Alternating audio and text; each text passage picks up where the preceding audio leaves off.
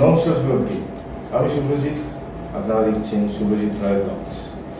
আজকে আমাদের সাথে যিনি আছেন তিনি পেশায় একজন শিক্ষক এবং তার সাথে সাথে উনি সুপার ন্যাচারাল বিষয় নিয়ে চর্চাও করেন। ওনার কাছে আছে নানান ধরনের তথ্য, জাগতিক এবং আদি ভৌতিক, যেগুলো সাধারণ মানুষেরা সেই ধরনের নলেজ রাখেন না। তো ওনার কাছে এমনই একটি ঘটনা আছে যেটা না তো কোনো ভূত প্রেত জিন জিন্দার নিয়ে, না তো কোনো কালা জাদু বা ব্ল্যাক ম্যাজিক। একটি অদ্ভুত ঘটনা যেটা কিনা দেবী কালীকে নিয়ে। আপনারা হয়তো অনেক ভূত প্রেতের গল্প শুনে থাকবেন এর আগে, কিন্তু এটা দেবীকে নিয়ে। তো সরাসরি চলে যাবো ওনার কাছে। নমস্কার। নমস্কার। রবিশঙ্কর বাবু, তো আপনি কেমন আছেন? আছি, ভালো আছি, ধন্যবাদ। মায়ের দয়া ভালো আছি। তো বেশি দর্শকদের অপেক্ষা না করি, সরাসরি চলে যাবো আপনার ঘটনার দিকে। তো আপনি কি এক্সপিরিয়েন্স করেছিলেন, এমন কি ঘটনা এক্সপিরিয়েন্স করেছিলেন যেটা আপনাকেও নাড়িয়ে দিয়েছিল এবং আজকে আমাদের দর্শকদেরও নাড়িয়ে দেয়? আমি আমার শিক্ষকতার পেশার পাশে আধ্যাত্মিক চর্চা নিয়ে সেই ছোটবেলা থেকেই লেগে পড়েছিলাম। আধ্যাত্মিকতা তো আর এমনি এমনি আসে না। আমি নিজেকে আধ্যাত্মিকভাবে সেভাবে রিপ্রেজেন্ট করবো না। আমি বলবো যে আমার একটা আধ্যাত্মিক সেন্স ডেভেলপ করেছিল ছোটবেলা থেকেই ওই পুজো আর্চা বা মনে মনে ঠাকুরকে ভালোবাসা, এগুলো একটা ছিল। তখন অত বুঝি, পরে সেন্স গ্রো আপ করলো যে না, জানতে হবে, বুঝতে হবে যে আধ্যাত্মিকতা জিনিসটা কি, স্পিরিচুয়ালিটিটা কি, ধ্যান, যোগ, এগুলো নিয়ে ছোটবেলা থেকে অনেক পুজো আর্চা করতাম। অনেক ছোটবেলা থেকে এই নিয়ে আমার কিছুটা চর্চাও ছিল। চর্চাটা এই কারণে ছিল যে আমার বাবা খুব ছোটবেলায় মারা গেল। তো সেই সময় পড়াশোনার মধ্যে দিয়ে আমি ছিলাম, আমার মা ছিলেন, সমস্ত দেখভাল উনি করতেন। তো সেই সময় বাবা প্রথম থেকেই, যখন জীবিত ছিলেন তখন থেকেই উনি ছোট ছোট মন্ত্রপাঠ থেকে শুরু করে বিভিন্ন যাগযজ্ঞ উনি করতেন, দেখেছি। বিভিন্নভাবে তিনি ধ্যান, জপ, এগুলো ওনাকে করতে আমি দেখেছি। তো ওনার কিছু বইপত্র ছিল, সেগুলো এককালে আমি খুঁজে তার মৃত্যুর করে বের করেছি। বারবার ওখানে বিভিন্ন ধরনের যে ক্রিয়া, তন্ত্র, সেগুলো দেখে খুব ইন্টারেস্টেড হয়েছিলাম। ইন্টারেস্টেড হওয়ার সাথে সাথে সেগুলোকে কিভাবে এক্সিকিউট করা যায় সেগুলো মাথার ভিতর করা শুরু করেছি।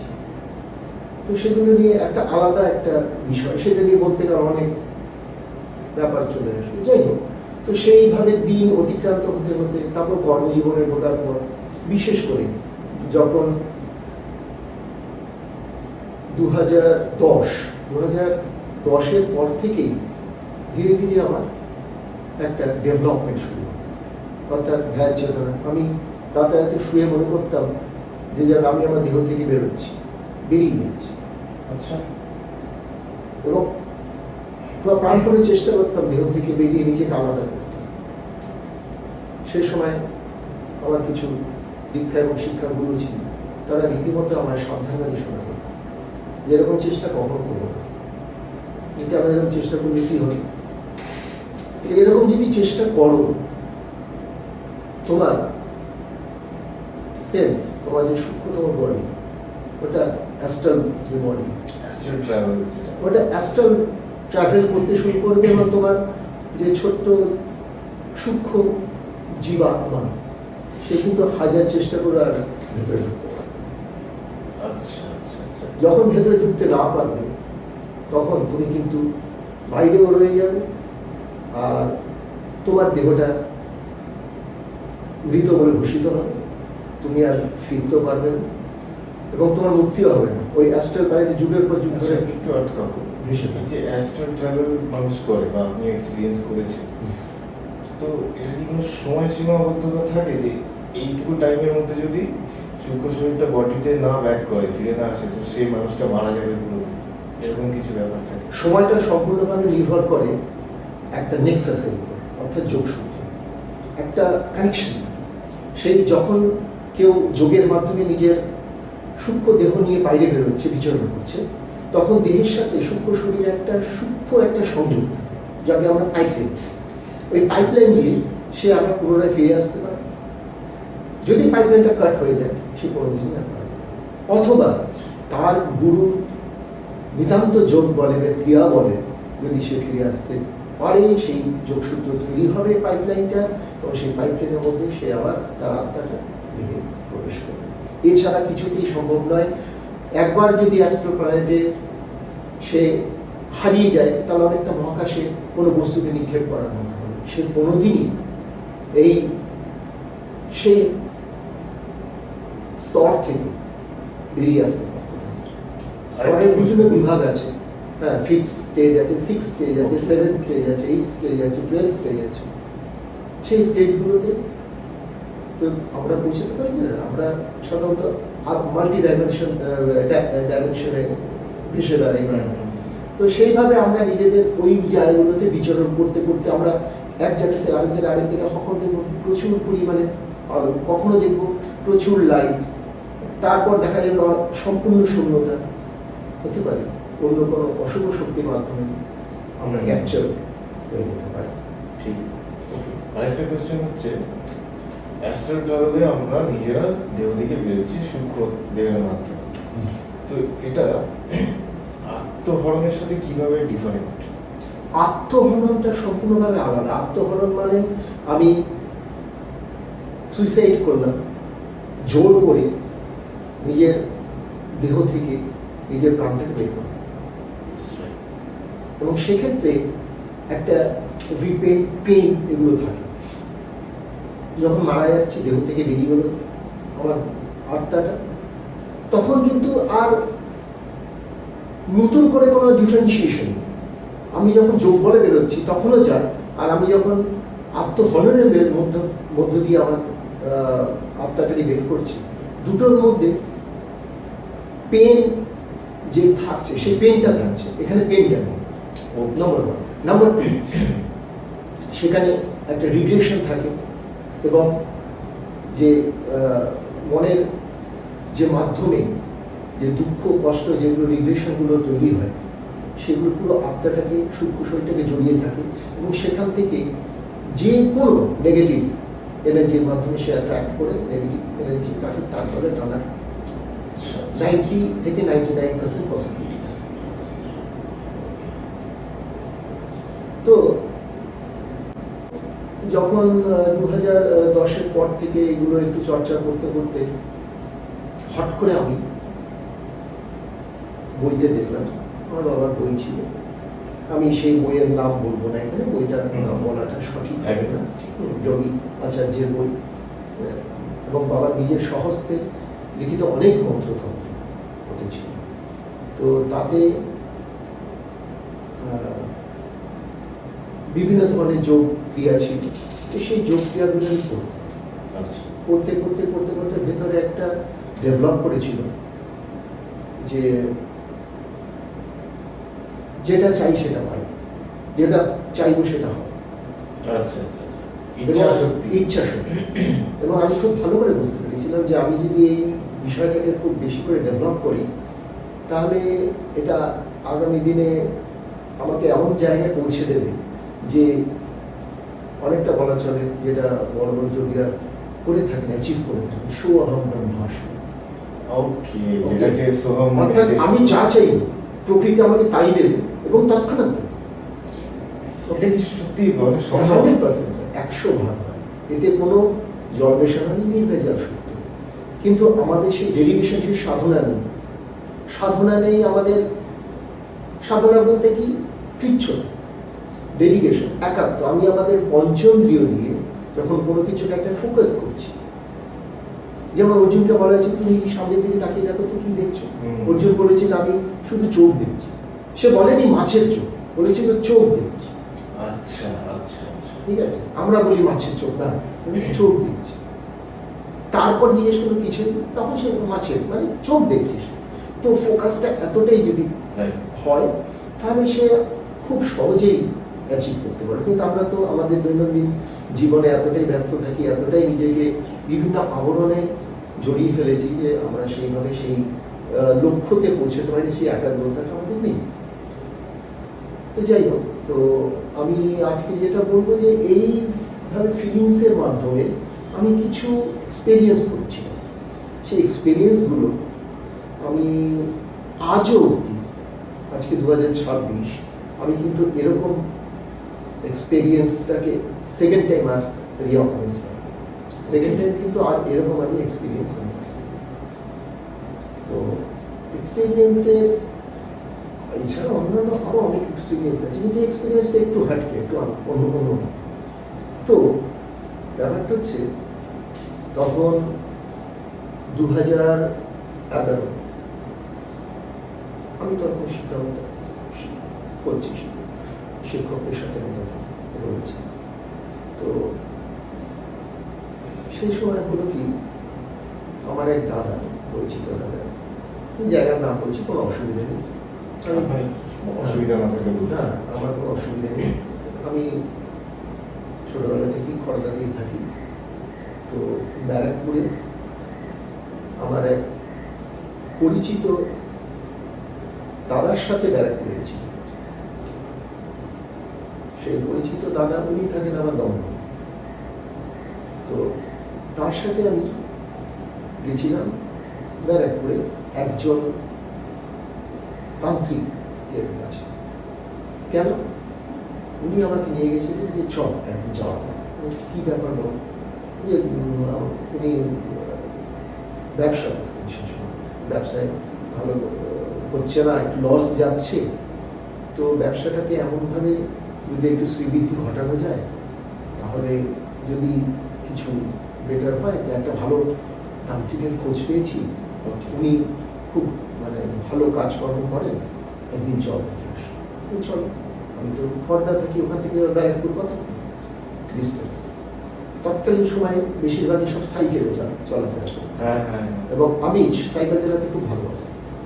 তো সাইকেলে আমার কয়েক মাইল বলো আমাকে, আমি সাইকেলিং করে চলে আসবো, কোনো অসুবিধা নেই। ঠিক আছে, তাহলে আমি সাইকেলে করে খড়দা থেকে, ট্রেনে করে যেতে পারতাম, গেলাম সাইকেলে করে সোজা ব্যারাকপুর স্টেশন, যথারীতি দাঁড়িয়ে আছি। তো তখন আমি মানে গাড়ি কিনিনি আর কি, গাড়ি কিনবো করছি। তো ওই সাইকেলটা সেই সময় আগেকার যুগের সাইকেলটা খুব একটা খুব সহজ কমিউনিকেশনের ব্যাপার ছিল, আর চালাতেও ভালোবাসতাম। তো চালিয়ে চলে গেছি, গিয়ে ওইখানে সাইকেল স্ট্যান্ডে রেখে দিয়েছি, রেখে দিয়ে এবার দাঁড়িয়েছি, কখন আসবে। সে তো আর আসে না। তখন প্রথম মোবাইল বেরিয়েছে, ছোট্ট একটা মোবাইল আমার ছিল, নোকিয়ার হ্যান্ডসেট কিনেছি। আচ্ছা, তখন নোকিয়া হ্যান্ডসেট এত বড় বড় সাইজ না, ছোট বেরিয়েছিল, ব্ল্যাক অ্যান্ড হোয়াইট। আচ্ছা, সবুজ রঙের, ওটা খুব পয়া ছিল। তারপর ওটাকে পুরো হয়ে যাওয়ার পর আমি ওটাকে একজনকে দিয়ে দিয়েছিলাম। দেওয়ার পর সে আমাকে পরে বলেছিল যে তোমার ওই নোকিয়া হ্যান্ডসেটটা খুব ভালো ছিল ভাই। আমি কেন? বলে নোকিয়া হ্যান্ডসেটটা আসার পর আমার এতটাই মানে পয়সা আসলো যে আমি আর একটা সনি এরিকসনের কিনেছিলাম, ওটা খুব লাকি ছিল। যাই হোক, প্রসঙ্গ হচ্ছে এটা যে ফোন করলাম, তো ওনার কাছে সে সময় ছিল, ব্যবসায়িক মানুষ থাকবে। তো অবস্থা এগুলি তো ওনার খুব খারাপই ছিল অবস্থা। যাই হোক, যেভাবে উনি ব্যবস্থা আসলেন, আসার পর আমাকে দিয়ে গেলেন। তো আমি দেখলাম দোতলা বাড়ি ওনার, ওখানে গেলাম, গিয়ে দেখলাম যে আমি সাদা ধুতি পাজামা পরে রয়েছে, বেশ দেখতে সুন্দর একজন ভদ্রলোক, 60-এর কাছাকাছি বয়স। তো ওনার সঙ্গে আলাপ পরিচয় ঘটলো। আলাপ পরিচয় ঘটার পর উনি বললো যে দেখো, এমনি এমনি তো হবে না, এটা কি করতে হবে, তোমাকে যজ্ঞ করতে হবে। ভালো কথা, কি যজ্ঞ করবে? যজ্ঞ করবে তারাপীঠে যেতে হবে। তারাপীঠে গিয়ে মহাশ্মশান, তারাপীঠ মহাশ্মশানে যজ্ঞ হবে, চিতায়, জ্বলন্ত চিতায় বসে জ্বলাচ্ছে। আমি তো খুব কিউরিয়াস, কোনোদিন শ্মশানে যাইনি, ঘরে বসে যা করার করেছি, ঘরে বসে জপ তপ ধ্যান পুজো আর্চা যাগ যজ্ঞ টুকটাক, হ্যাঁ, আমার বাবার বই দেখে দেখে অনেক কিছু করেছিলাম, সব ঘরে, ঘর কেন্দ্রিক, সব গৃহকেন্দ্রিক, গৃহের বাইরে কিছু। তো আমি স্পিরিচুয়াল বা স্পিরিচুয়াল সেন্সটা যেহেতু ছিল, সেহেতু ঠিক করেছিলাম যে কিছু এর ভিতর কি জিনিস আছে, এর ভিতর বিজ্ঞান কি, এর ভিতর রহস্যটা কি, সেটাকে জানতে হবে। একটা জ্বলন্ত চিতা একজন বসে কি করে সাধনা করে? সেটাই অর্থাৎ আমি ভেবেছি যে চিতাটা এমন হবে যে দাউ দাউ করে আগুন জ্বলছে, অথবা চিতাটা আগুন নিভে গেছে, সামান্য জ্বলন্ত অবস্থায় রয়েছে, ওখানে তার উপর বসে কেউ জন্ম, তার উপর বসে, এই যে অসম্ভবিত ভোলবাজির মতো, সেই ভোজবাজির ব্যাপার। এটা কি সব সাধারণের মতো ব্যাপারটা? সব সাধনা নয়, সব সাধনা তো ওখানে তো আগুন থাকবে না, সব সাধনা তো মৃত যে দেহ, যেটাকে আমরা বাংলায় চলতে বলে লাশ বলে থাকি, তার উপর বসে সাধনা, তাতে ওই লোহার পাটি, তারপর মদ, বিভিন্ন ধরনের কালো তিল সর্ষে এগুলো ব্যবহার, আরো অনেক কিছু জিনিসের ব্যবহার করা হয়। হ্যাঁ, তো এটা সম্পূর্ণ চালা, জ্বলন্ত আগুনের উপর বসে কাজ করে।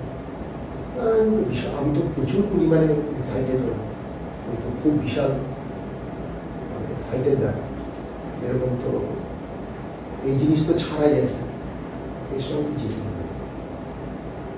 এবার আমি আমার কর্মস্থল থেকে ছুটি নেওয়ার ব্যাপার আছে, কি করবো?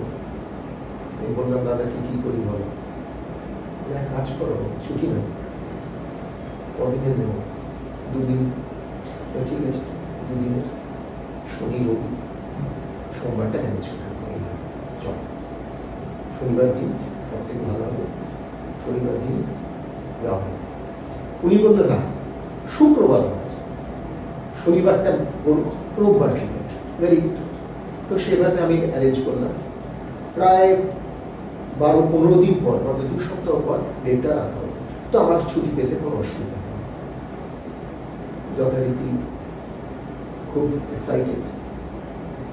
সমস্যা হচ্ছে উনি ভদ্রলোকের সাথে আরো কিছু ওনার লোক বড় ছিলেন, যারা ওনার শিষ্যরা, শিষ্য বলতে নর্মাল জেনারেল, যারা বাবা মামা বলে এবং ওনার সাথে কোথাও কোনো কাজকর্মে যায়। তো উনি বললো আমার বিশেষ কিছু কাজ আছে, আরো আমি 2 দিন আগে চলে যাবো, আমি বুধবার চলে যাবো, তোমরা তোমাদের মতো শুক্রবার চলে এসো রাতে, শুক্রবার এসে তোমাদের ই করবো, শনিবার দিন আমরা সব ব্যবস্থা করবো, কাজটা করবো। ভালো কথা, তাই আমরা রামপুরহাট লোকাল ধরে যথারীতি পৌঁছে ওখান থেকে ট্যাক্সি করে চলে গেল, আমি আমার দাদা অন্য সম্পর্ক।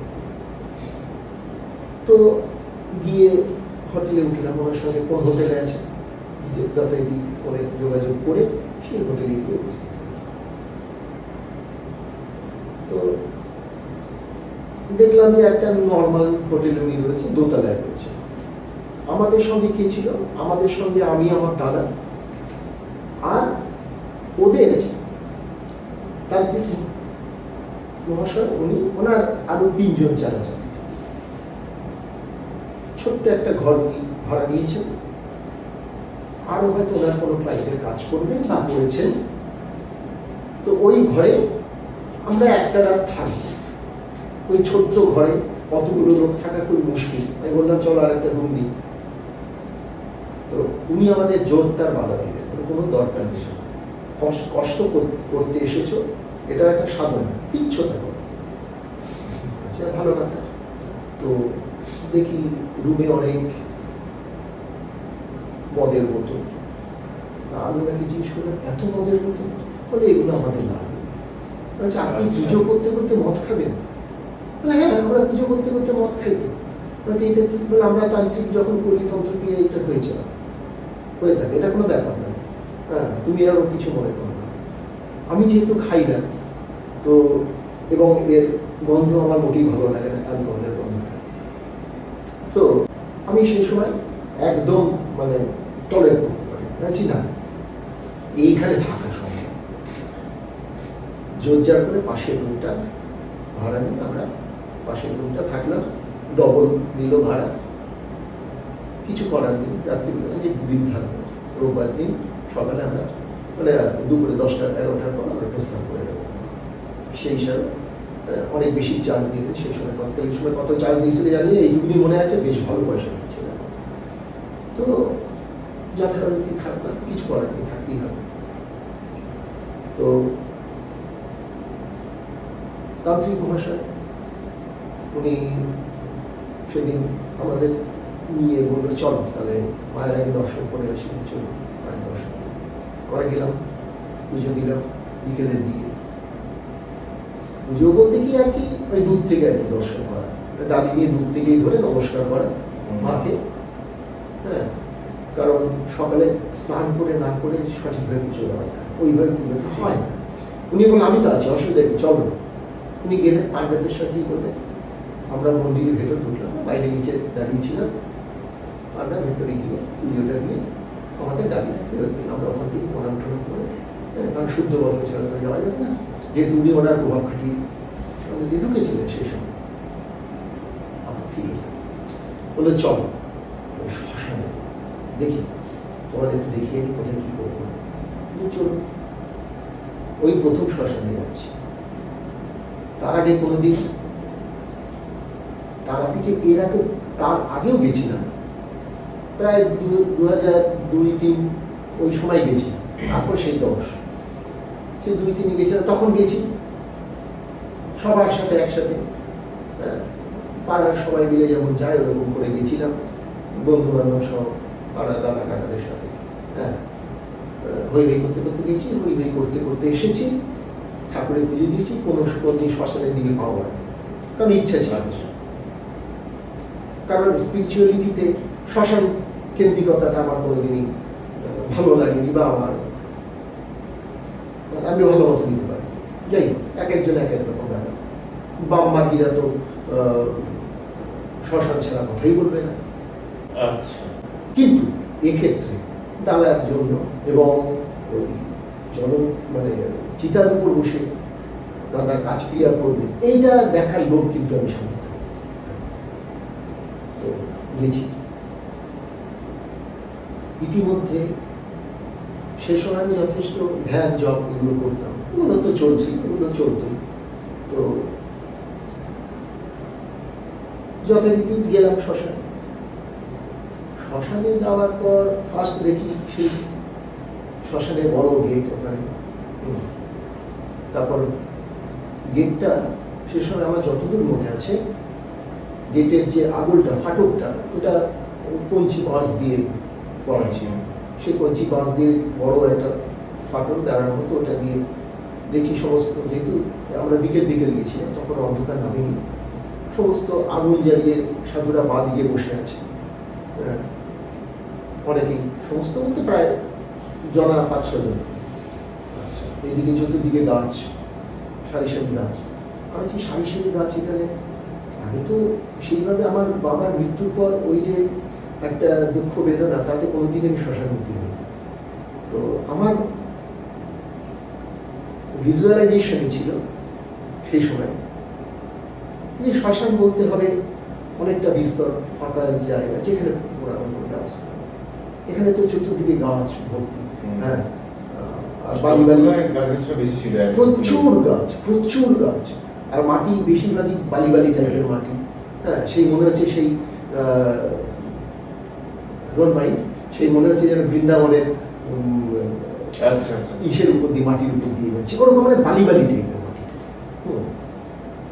তো আমার তো বেশ ভালোই লাগলো, খালি পায়ে ঢুকেছি, বলে মহাশ্মশান এখানে খালি পায়ে, খালি পায়ে ঢুকেছি। কোথাও কোনো তেমন নোংরা ছিল, পরিষ্কার পরিচ্ছন্ন, ঝাঁ চকচক, মনে হয় যেন রোজ কেউ না কেউ শ্মশানটাকে ছাড়। গাছের গোড়াগুলো ঝাড়। তখন ইলেকট্রিক কোনো ব্যবস্থা ছিল না, ইলেকট্রিক চুল্লি তৈরি হচ্ছিল না, যেন হবে তার ব্যবস্থাপনা হচ্ছিল তেমন সবই নেই। একটু এগিয়ে যেতে দেখি ঢুকে বাঁদিকে, তারপর বাঁদিকে সমস্ত ছোট ছোট ছাদনা তলায় 5-6 জন 7 জন বসে আছে, বামমার্গী তান্ত্রিক, তাদের ঘিরে কিছু লোকজন তারা বসে আছে। আরেকটু এগিয়ে যেতে উঁচু কালো পাহাড়ের মতো উঁচু জায়গা। আমি এটা কি কালো পাহাড়ের মতো উঁচু জায়গা? তা উনি বললো হেসে যে এইখানে বহুদিন ধরে চিতা ভস্য জমে জমে জমে জমে পাহাড়ের মতো তৈরি হয়েছে। খুব ভালো। তো বেশ পাহাড়ের ছোটখাটো টিলার মতো হয়ে গেছে। তো সেই টিলার মতো, পাহাড় তো প্রায় টিলা, ভুল বললাম, সেই টিলার মতো হয়ে গেছে, কালো, মানে একটা হিপ পুরো ছাইয়ের গাদা, কাঠবাড়া স্তূপ, বিশাল বড়। সে ওইটাকে উপরে উঠলাম, উপরে উঠে যত দেখি যে চারদিকে 4টে চিতে রয়েছে। ওই 4টা চিতাতে সমস্ত লাশগুলাকে পোড়ানো, খুব ভালো।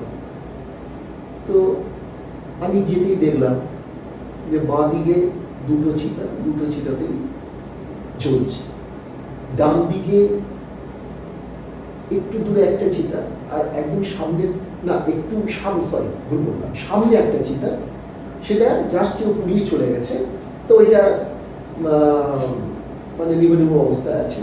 তো আমাদের যিনি তান্ত্রিক মহাশয় ছিলেন, উনি কিছু একটা বলে হয়তো ওইটাকে বুক করেছিলেন। তারপর আবার কি হলো, একটু পেছন দিকে সরে, একটু সাইডে 4র্থ নম্বর চিতাটা, যেটা একটু নদীর দিকে পেছনের দিকে একটু সাইড ছিল, ওটাকে উনি বুক করলেন। তাহলে কি হলো, ওইটাতে বুক করলেন? বললেন না, ওইটা বসা যাবে না, ওটা একদম সদ্য 3টে দেখছেন না জ্বলছে। আছে আমি কি জানি 3টে জ্বলছে, আপনি তো বললেন চিতার উপর বসে করবেন, আমি তো জানি যে আপনি জ্বলন্ত চিতার উপর বসে আপনি কাজ করবেন। আমাকে বলেন, তুমি কি পাগল হয়ে গেছো? আমি কি বলেছি জ্বলন্ত চিতার উপর বসে কাজ করবেন? আপনি তা বলেননি, কিন্তু আপনি তো বলেছেন চিতার, হ্যাঁ চিতার উপর বসে বলেছেন। আচ্ছা, আমি কি জ্বলন্ত চিতার উপর বসে কাজ করবো? আচ্ছা হ্যাঁ করবো। বলে একবার ট্রাই করে দেখবো? করুন। মানে আমি কিন্তু আজ পর্যন্ত ট্রাই করিনি, তোমার কথায় আমি কিন্তু পারি। আচ্ছা ঠিক আছে, তাহলে একটু দেখুন। তুমি যথারীতি একটু অভিমানে বা ওনার হয়তো ক্ষমতার আঘাত পেয়েছেন উনি, আমি এর জন্য ক্ষমা চেয়ে নিয়েছি ওনার কাছে। শুনেছি উনি আর নেই এখন। আচ্ছা, আমি ক্ষমা চেয়ে নিলাম ওনার বিধি আপনার কাছে। তো উনি কি করলেন, একটা কাপড় নিয়ে ওর উপর ফেলে ওই 3য় নম্বর ওটাতে উপর ধরাম করে বসে পড়লেন। বসে যাওয়ার সাথে সাথে উনি লাফ দিয়ে উঠলেন, কারণ গরম। বললো না হবে, এই চিতায় করবো, পাশের চিতায়। আমি একটু মনে মনে হাসলাম এই কারণে যে যার যতটা পরিধি তার বাইরে কখনো চেষ্টা করতে নেই। চেষ্টা করলে অসুবিধা করছে, সেটা দেখাতেও নেই। ঠিক আছে, তো আমি আর কিছু বলিনি, আমি চুপ করে রয়েছি। উনি বললো না এখানে দেখছো না, আমি আমার লাস্টে আমি পুড়ে যাবো। বলছে না না না ঠিক আছে, আমি এমনি বলছি না। বলছে না এটাতে হবে না, এই পাশেরটা, ওটা তো মানে আগুনের ভাব ছিল, কিন্তু খুবই না, মানে ওর উপর আরামসে বসা যায়, অত গরম গরম তাপ লাগবে, কিন্তু বসা যায়। আপনি ওটাকে সেট করবেন যে এইটি হবে। ঠিক আছে, কখন হবে? এখনই। বলে এখন কেন হবে? বলেই দিচ্ছি শনিবার দিন হবে, অর্থাৎ আগামীকাল রাত। তাহলে আপনি বসলেন কেন? তুমি যে বললে বসতে, আমি বসলে আপনি বললেই আপনি বসে পড়বেন। আচ্ছা হ্যাঁ, যাই হোক, আমার উপর উনি একটু খেপে গেছিলেন, মানে উনি মনে করেছে ওনার ইগোতে লেগেছে। যাই হোক, উনি একটু রেগে টেগে উনি ওখান থেকে বেরিয়ে আসলেন। ঠিক আছে চলুন। তো আমি ভালো করে খুব চতুর্দিকে তাকিয়ে দেখছি, কোনোদিন তো সেইভাবে তারাপীঠের শ্মশানে যাইনি, মহাশ্মশানে। তো তারাপীঠের মহাশ্মশানে, মায়ের শ্মশানে। তো সেরকম তাকিয়ে দেখছি, অদ্ভুত একটা পরিবেশ লাগছে। চতুর্দিকে উপরে সূর্য অস্ত চলে যাচ্ছে, অন্ধকার হয়ে আসছে চতুর্দিকটা। হ্যাঁ, আমার এবার সামনে সমস্ত গাছের সারিগুলো অন্ধকার হয়েছে, আমাদের এবার বেরোতে হবে, বেশিক্ষণ রাত করা যাবে না, কারণ ওনার আবার কি কাজকর্ম আছে, ওনার কোনো ক্লায়েন্ট আসবে, সেই কথা বলে হোটেলে ফিরতে হবে। ওনার সঙ্গে এই দুটি মাত্র ওনার শিষ্য ছিলেন আর কি, পরিচিত যারা হেল্পিং হ্যান্ড, আরও দুজন আসার কথা আছে সেটা। তো উনি বললো ঠিক আছে আমি যাচ্ছি, তোমরা তাহলে এসো বলে উনি প্রস্থান করলেন। আমি আর দাদা একটু ঘুরে টুরে দেখলাম, দেখে টেকে ওই সময় একটা কাণ্ড ঘটলো। কাণ্ডটা এটাই, দেখলাম অন্ধকার হয়ে আসছে। আমার যে দ্বিতীয় ডান দিকে দ্বিতীয় যে চিতাটা ছিল, সেই চিতায় তারা নিভে নিভে গেছে। একটি লোক আর কি, মানে তন্ত্র সাধনেরই লোক হবে, কালো চাদর গায়ে, চাদর মানে শেষ মানে কালো আর কি ধুতি, আর কালো ধুতি গায়ে দেওয়া। অনেক দিনের পুরোনো ঘটনা তো, আজকে দেখো 2026, আমি 2010-এর মধ্যম করছি, তা সেই জন্য আমাকে একটু থেমে থেমে বলতে হচ্ছে। তো কিন্তু আমার স্মৃতিপটে স্পষ্ট হয়ে পড়েছে, কিছু কিছু জিনিস মনে এমনভাবে দাগ ফেলে যায় যেগুলো বলা যায় না, স্মৃতিপটে স্পষ্ট। হয়তো অতটা ডিটেইলিং আমি দিতে পারছি না, কিন্তু আমি যতটা সম্ভব ডিটেইলিং দেওয়ার চেষ্টা করছি। তো উনি কালো রঙের একটা বস্ত্র পরেছেন, আর উপরে একটা কালো রঙের কিছু একটা হালকা কিছু কালচে টাইপের কিছু একটা ছিল। তবে দুটোই কালো ধুতির মতো তেমন নয়, নিচেরটা পুরো কালো ধুতি, উপরটা কালো কিছু একটা হালকা কিছু গ্রে কালারের সামথিং, আমরা অত খেয়াল করছি না, কিছু একটা করেছে। এবং চাপদারি ছিল ভদ্রলোকের, নর্মাল ফর্সা দেখতে। কত হবে বয়স? এই 25-30-এর মধ্যে বয়স। ওকে, আচ্ছা, দেখে মনে হলো নন বেঙ্গলি ভদ্রলোক। সেই ভদ্রলোক আসলেন, বসলেন, বসে চুপ করে বসে রইলেন। আমি এদিক তাকাচ্ছি, ওদিক তাকাচ্ছি, আমার সঙ্গে যে দাদা আছে সে এদিক ওদিক তাকাচ্ছে। আমরা কিন্তু ওই চিতার উপরেই ওইখানে যেটা জাতীয় চিতে, তার উপরে ওই টিলার উপরেই দাঁড়িয়ে দেখছি পিছনে আমাদের সেই পরিচিত নদী বয়ে যাচ্ছে। এটা তো দ্বারকা নদী। সেই দ্বারকা নদী যথেষ্ট প্রশস্ত, এখন তো ছোট হয়ে গেছে, ছোট হয়ে গেছে। তো আমি অনেকদিন হয়ে গেল যাইনি তারাপীঠে, এবার যাওয়ার খুব ইচ্ছা আছে, যাবো একবার, দেখবো নদীটাকে আরো সংস্কার করে কতটা কি করেছে। সে সময় বেশ কলকল করে জল বয়ে যাচ্ছে নদীতে। আমরা প্রায় প্রাক বর্ষার সময় গেছিলাম। আচ্ছা, বর্ষার সময় দিয়ে দিয়েছি। প্রাক বর্ষা, তখন বর্ষা আসেনি, প্রাক বর্ষা।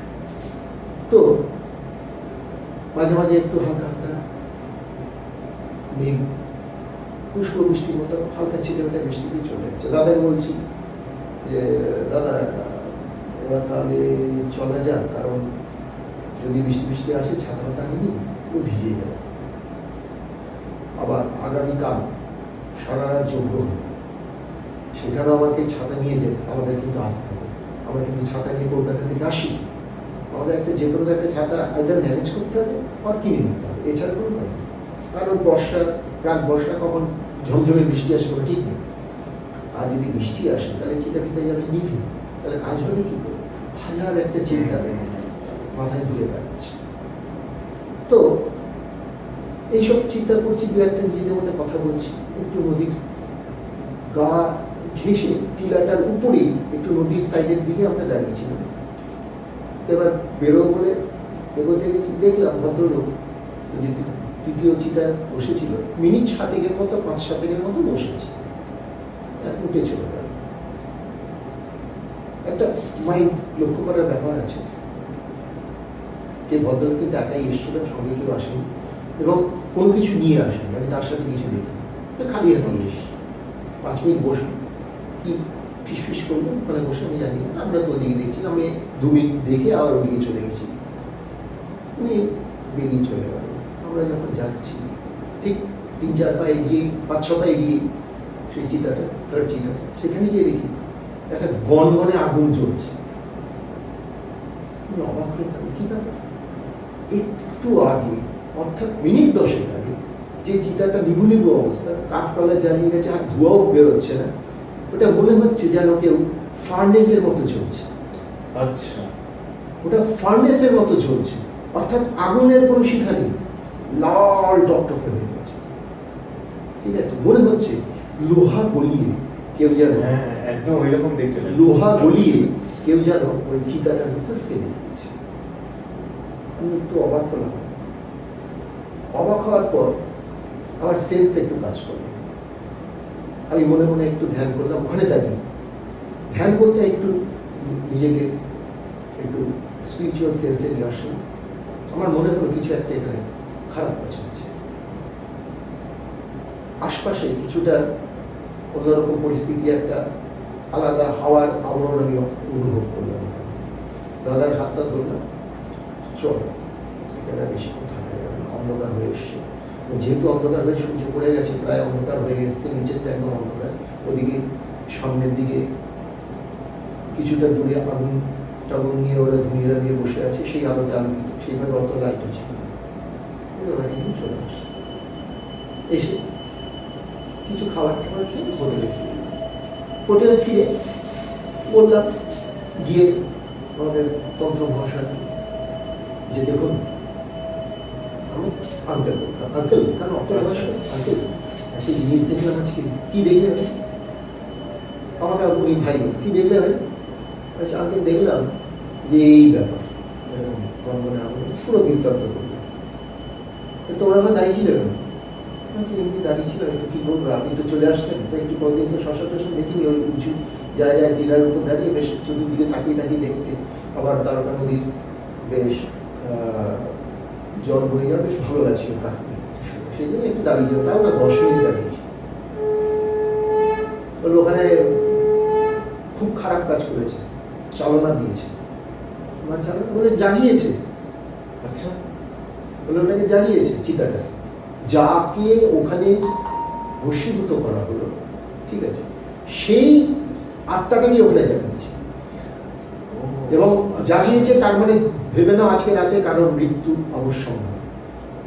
বলছেন কি? হ্যাঁ, ওই যে আত্মাটাকে জাগিয়েছে, জাগিয়ে ওটাকে ব্ল্যাক ম্যাজিক করে ওটাকে প্রেতে ভয়ঙ্কর একটা পিশাচ বা এই জাতীয় কিছু একটা পদার্থে পরিণত করা হয়েছে। এবং এর জন্য 2-4-5 মিনিট যথেষ্ট, বেশি সময় লাগে না। আচ্ছা, উনি তো খাতে খাতে কিছু নিয়ে যায়নি, কোনো কিছু কোমলগুলো বা কিছু বা সর্ষে টর্ষে আসুন বলে কিচ্ছু লাগে না, মন্ত্রই যথেষ্ট। বলে কি? বলে হ্যাঁ, মানে মন্ত্র দিয়ে, কয়েকটা মন্ত্র দিয়ে ফু করেছেন, দিয়ে চারপাশে বন্ধনী দিয়ে কাজটা করে দিয়েছে। এবং যা করলো খুব খারাপ কাজ করলো, আমরা এই ধরনের কাজ করি না, এগুলো একদমই উচিত না। যাই হোক, ক্ষতি সাধন করার জন্য প্রচুর ভয় করছি। আজকে হয় তার মৃত্যু হবে যাকে, যার উপর দিয়েছে, অথবা তার একটা চরম ক্ষতি হয়ে যাবে। ধরে নাও যে অনেকটা ওই বেতাল চালনা বা বিষাদ চালনার মতো। আমি যে একটা ভালো আত্মাকে, হ্যাঁ নিশ্চয়ই ওইখানে আত্মায় কোনো কিছু দোষ ত্রুটি খুঁজে পেয়েছে, কারণ বাকি দুটোতে তো গেল না, ওইটাতেই গেল না। আচ্ছা, এরকম ব্যাপার থাকে। হ্যাঁ, যেটা প্রবলেম থাকে ওরা বুঝে যায় আচ্ছা, যে কোন চিন্তাটাকে আমাকে জাগাতে হবে।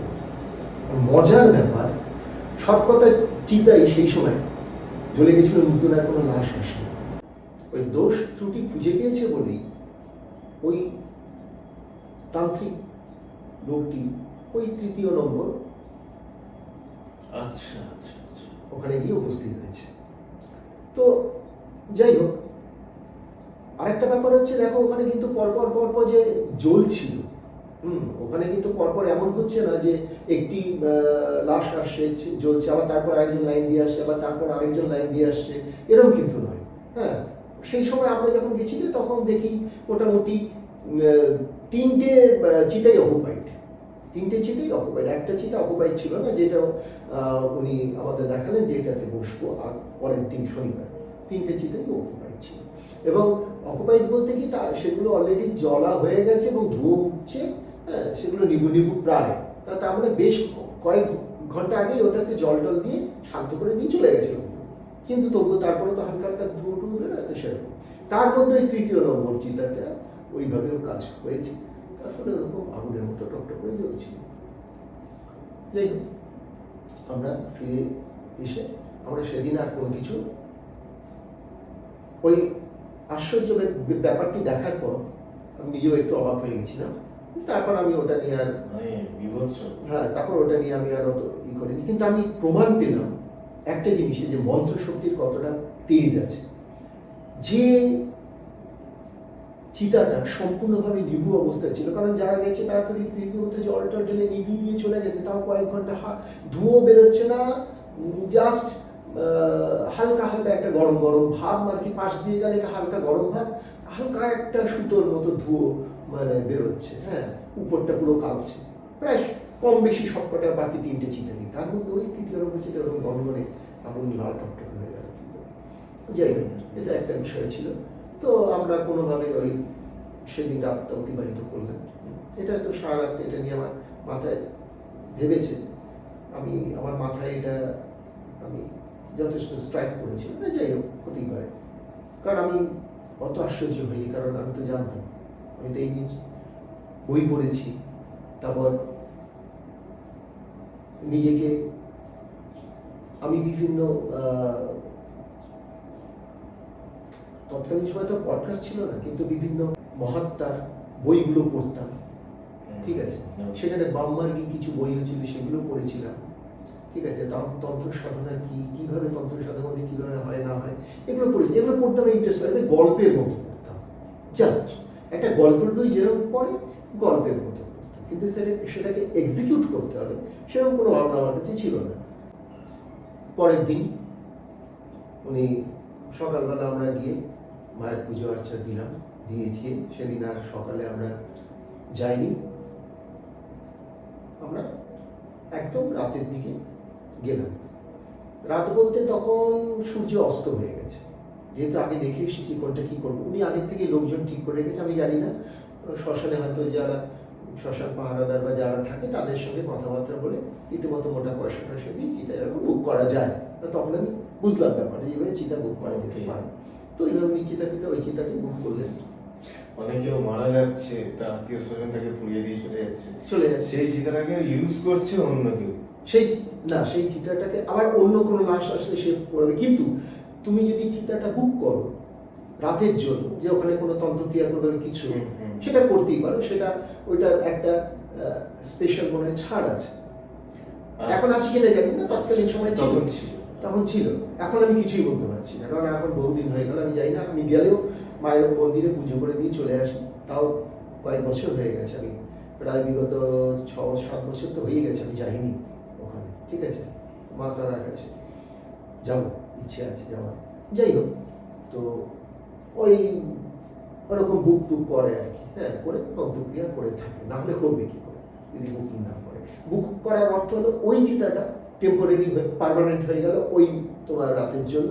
হ্যাঁ, ওইখানে কেউ আর কোনো লাশ সেই রাতের জন্য পুড়বে না।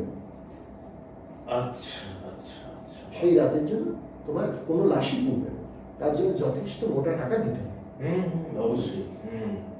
কারণ এক একটা লাশ করানোর যে খরচাটা থাকে সেটা তোমরা ডেডিকেট করছে, তো ডেডিকেট যখন করছে টোটাল একটা সিট তোমাকে বুক করে দিচ্ছে, যেখানে তুমি যা কিছু করতে পারো। এখন ওখানে চারপাশে 3টে আছে, 3টেতে পড়বে, ওইটাতে পড়বে, যতই লাশ আসুক না কেন।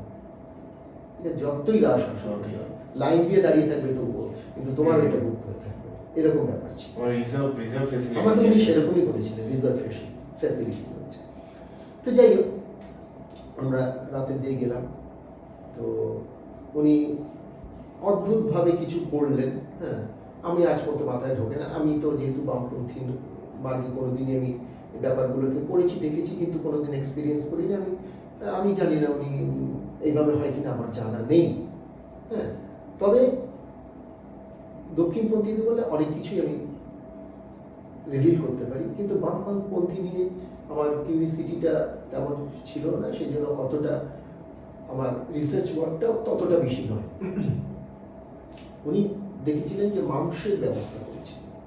আচ্ছা আচ্ছা, মাংস কি করা হবে, মোটেই ওটা চিতাতে দেওয়া হবে না। উনি পুজো যে চলবে সারা রাত, আমরা খাওয়া দাওয়া করবো, ঠিক আছে। তো আমি তো ভেজ, আমি তো আমাদের জন্য, আমার জন্য বিশেষ করে আনা হয়েছিল তোমার রুটি আর আলুর দম। আচ্ছা, আর বাকিরা ওই দাদা দাদা যারা আছে ওদের জন্য মাংস। এবং ওই তান্ত্রিক আঙ্কেল বললেন আমিও মাংস খাবো। আচ্ছা, আপনি পুজো করতে করতে মাংস খাবেন কি করে? বলে হ্যাঁ, আমরা করতে পারি। আমি যজ্ঞ ছেড়ে উঠবো, কাউকে বসাবো ওখানে, এসে মাংস টাংস খেয়ে মাংস খেয়ে আবার হ্যাঁ, কোনো ব্যাপার না, আমি তো বামাচাটিতে করছি, ওখানে খাওয়াই যে কোনো অসুবিধা নেই। তো আমি সেই সময় অত ব্যাপারটা আমার ক্লিয়ার ছিল না। পরে বুঝলাম যে হ্যাঁ, করা যায়, করা যায়, কিন্তু সেটা একটু মানে রাফ, মানে কঠিন সাধনার ক্ষেত্রে। কঠিন সাধনার ক্ষেত্রে মাংসের ভোগ হয়, মাংস সোহা হয়, ঠিক আছে। মাংস বলতে এখানে অবশ্যই সাধারণত খুব মানে বাম মার্গের উঁচু সাধনা যারা করেন তারা পাঁঠার মাংসের ভোগ বলি দেন।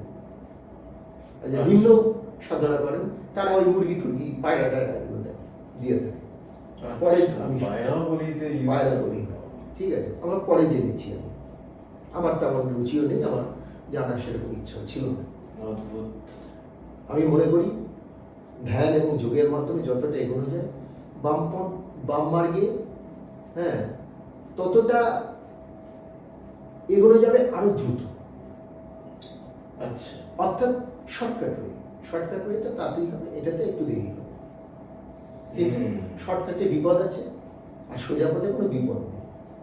ঠিক, বিপদ থাকলেও সেটাকে অ্যাডজাস্টেবিলিটি আছে, এটাকে তুমি মানে কন্ট্রোল করতে পারো, ঠিক আছে, সেটা রেগুলেট করতে পারো। যেরকম উঁচু দরের সাধক না হলে রেগুলেট করাটা খুব মারাত্মক হয়ে যেতে পারে। তো এগুলো এক্সপিরিয়েন্স করার জন্য আমি গেছিলাম, যে কি করে, কিভাবে কি হয়, বাম মার্গটা আমি একটু দেখি, ঠিক আছে। বাম পথটা সাধারণ মানুষরা জানতে পারে না। তো যাই হোক, আমি গেলাম, গিয়ে দেখলাম সব আয়োজন, খাবার দাবার চলে এসছে। শ্মশানের বাইরে রাখা ছিল একটি দোকান, সেই দোকানদারও দেখলাম যে বললো যে আমি তো তালা দিয়ে চলে যাবো, তো এইখানে ব্যাগের মধ্যে ঝোলানো থাকবে, আর কাকপক্ষিত আপনার এখানে কেউ চুরিও করবে না, কেউ হাতও দেবে না, আপনারা এইখান থেকে এই জায়গাটা থেকে আস্তে করে ব্যাগটা তুলে নিয়ে খেয়ে দিয়ে আবার পরিষ্কার পরিচ্ছন্ন করে রেখে দেবে। ওখানে সবার আমাদের খাবার দাবার ওরকমই।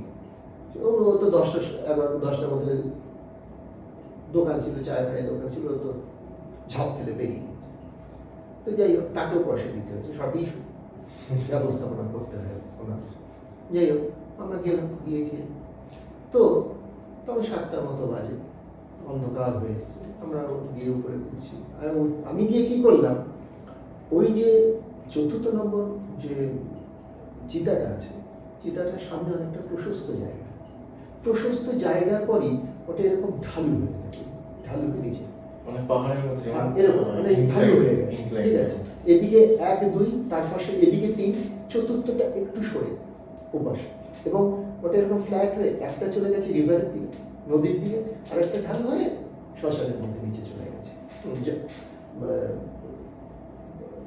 ওই গাছ গাছের গোড়ায় দিয়ে ওটা ঢালু হয়ে মিশে গেছে।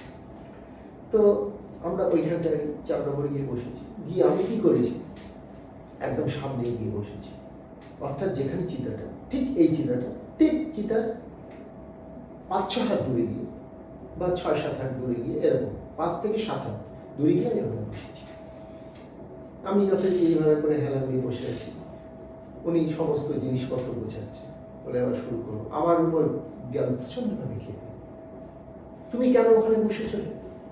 বলছি কি হয়েছে আঙ্কেল, আমি এখানে বসেছি। না, ওখানে বসবে না। আমি যখন মাকে আহ্বান করবো, আমি যখন স্বয়ং মাকে আহ্বান করবো, সমস্ত দিকপালকে আহ্বান করবো, তার কি তোমার ঘাটের উপর দিয়ে আসবে, এসে উপস্থিত হবে? ঠিক বলেছে, তা তো ঠিক। তো সামনে জায়গাটা প্রশস্ত রাখো, যেখানে তোমরা আসবেন। তুমি সামনে ব্লক করে বসে আছো, কোনো কিছু হলে তুমি দায়ী, আমি কিন্তু কিছু জানি না। আমার খুব রাগ হলো, আমি মনে করলাম, আমি বলি যে ঠিক আছে, আমি আমার নিজের দায়িত্বে এখানে বলবো, আপনি যা করার করুন। কিন্তু বলতে পারলাম না, কারণ তখন নতুন ব্যাপারগুলো জানি না, ঠিক আছে। আমি একটু অপ্রতিভ হয়ে, অপ্রস্তুত হয়ে ওখান থেকে উঠে সাইডে গিয়ে বসলাম। যদিও প্রথম, দ্বিতীয়, তৃতীয় চিতাটা আমার থেকে, তৃতীয় চিতাটা আমার থেকে একটু তফাৎ, কয়েক হাত তফাৎ। আচ্ছা, সমস্ত ভোগের সামগ্রী, ফল মূল এসব নিয়ে, সঙ্গে আবার উনি কারণ সুধাও রাখলেন, মদ যাকে বলে, সেটা নিয়ে বসে উনি ওনার যাগযজ্ঞ শুরু করলেন, যথারীতি চলছে। উনি আহ্বান করলেন 10 দিকের সমস্ত রক্ষপাল, দিকপাল, এদের আহ্বান করে সমস্ত বাম মার্গে যত ব্যবস্থাপনা আছে, রিচুয়ালস গুলো আছে, সেই রিচুয়ালস গুলো উনি করলেন। বসে বসে দেখলাম অর্ধেক কিছু বুঝলাম, কিছু বুঝলাম না। আচ্ছা, সে আর না বুঝলে আর কি করবো, কারণ আমি তো ওই অনেক আয়োজনের ব্যাপার। অত ওই বিষয়ে সম্মুখ অবগত নই।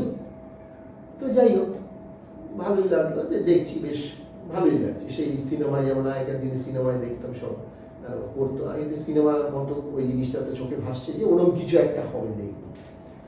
কিন্তু আমার রাগে মনে একটু আমাকে এইভাবে সামনে একটু বসেছিলাম, একটু দেখবো বলে আমাকে সামনে দিয়ে সরিয়ে দিল। হ্যাঁ, সবার সামনে এইভাবে বললো, আমাকে আস্তে করে বলতে হতো, এরকম মুখ না করলেই হতো।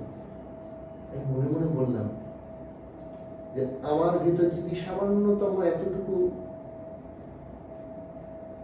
স্পিরিচুয়াল সেন্স থাকে, সামান্যতম যদি কোনো শক্তি থাকে, তাহলে আজকে যেই হোক না কেন, আজকে ভগবানকে আসতেই হবে। এটা আপনাদের ডিটারমিনেশন আজকে। মা হলে মা আসবে, বাবা হলে বাবা আসবে, যেই আসবে,